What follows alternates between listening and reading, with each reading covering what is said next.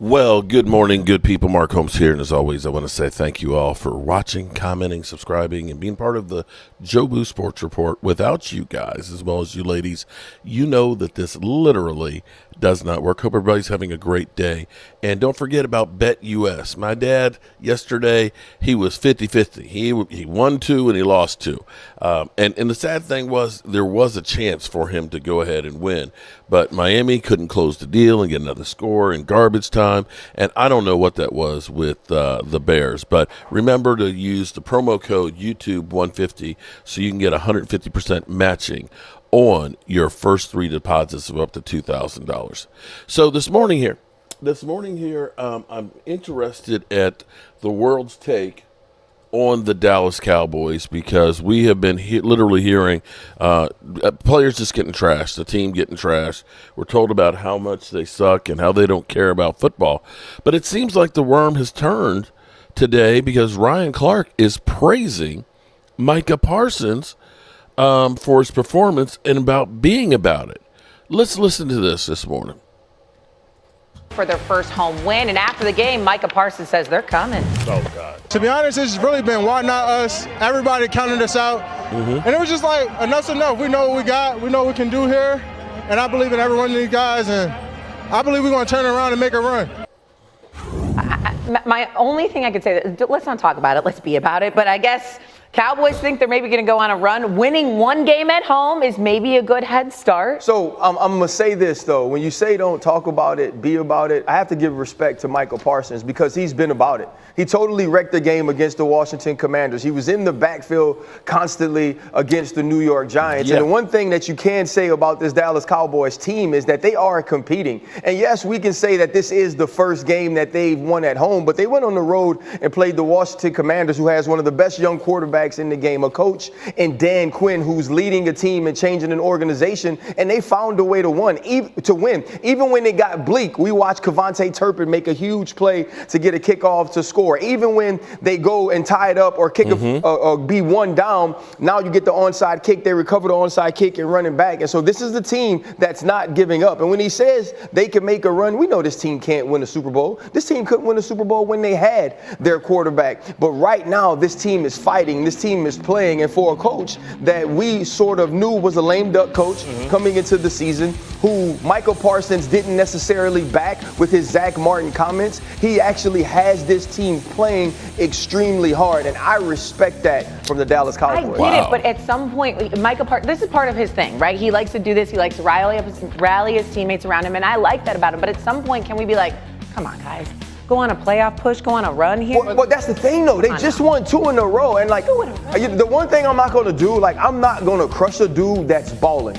And maybe he says something in this and you're like, okay, we can dispute whether or not this team is good enough from a roster standpoint to make a Super Bowl run, because I don't believe they are. But when you watch the way he's played individually, the effort he's played with, Overshown, Jordan Davis on the outside, all of these dudes are playing extremely hard, and I have a ton of respect for what the Cowboys are doing. And look, if they went up 8-9 or 9-8, that is really a win. That's a great job by Coach McCarthy. When you think about going back all the way to Deron Bland at the beginning of the season, DeMarcus Lawrence, obviously Micah Parsons, now your quarterback.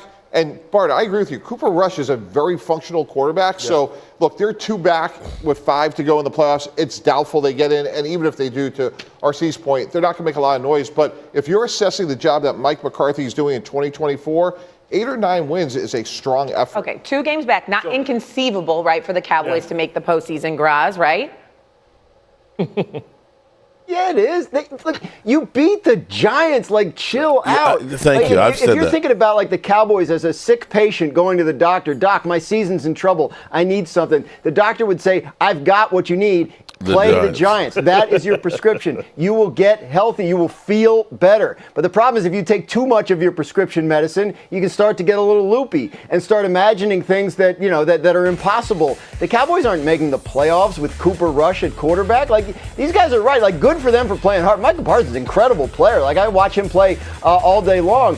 And he's playing at a high level, and I'm not sure he has a different gear than all the way to the floor. But I think the Cowboys are kidding themselves if they think they're getting back in this. It is good to see some life there for sure. Yeah. But no, I think, when you play the Giants, you feel a little bit better about yourself than maybe you should. But sometimes you have to lie to yourself. Yes. Sometimes you have to lie to yourself to motivate yourself to go out there and practice hard, to play hard, especially when you consider the narrative of the team on the other side who's playing soft, who gave up 116 yards rushing with one of the most expensive defensive lines in all of football, one of the highest paid linebackers in all of football. The narrative is that they're quitting on their coach. And I'm not saying that they're quitting on their coach, but they're playing soft. You expect more out of that off of that defensive line.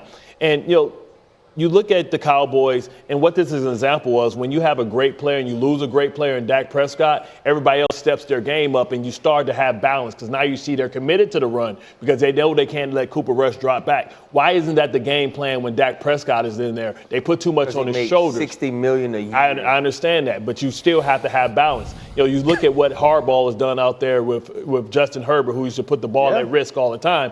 Creating balance and running the football is always a recipe, no matter how great your quarterback is. Yeah, and I met Jordan Lewis, too, and I was talking about that defense. The thing that I do like about the Dallas Cowboys is continuing to fight and starting to execute better than they did early on in the season. This defense has improved under Mike Zimmer, and I understand it's the New York Giants, but everybody from where they started, not is in from the last NFL. year. And it's difficult to win football games, and this is the team that could have totally tanked and said, okay, we're going to try to get as high a draft pick as we possibly can. Yeah, when you win 2 games in 5 days against division opponents, that is a good week's worth of work, despite who the opponent may be. Agreed. It's not their fault. It's time for Game Breakers. Here we are.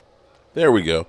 Again, this is the thing that's also you got to realize too, is again they've played 2 games in 5 days. 2 games in 5 days. Thursday games are usually, garbage. Now, that's to say, both teams played, games as well. But the Cowboys having the amount of injuries that they have, literally, we have just been throwing guys, no names out here on a weekly basis.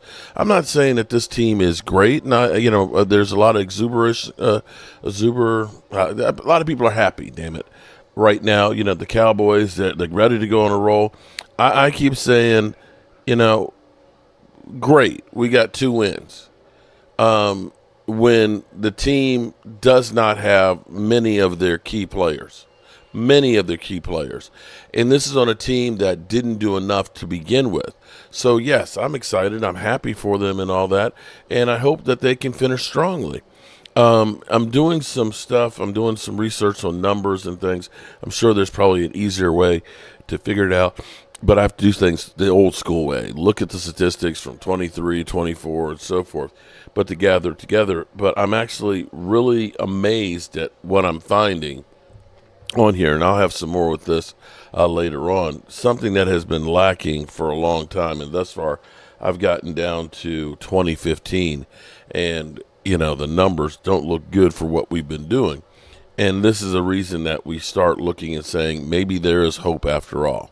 Alrighty, good people. I got all the Christmas decorations down from the attic. So today here at the Red Brick House, we're going to start decorating and getting this place together. As always, I appreciate you guys. And I'll see you soon. Peace.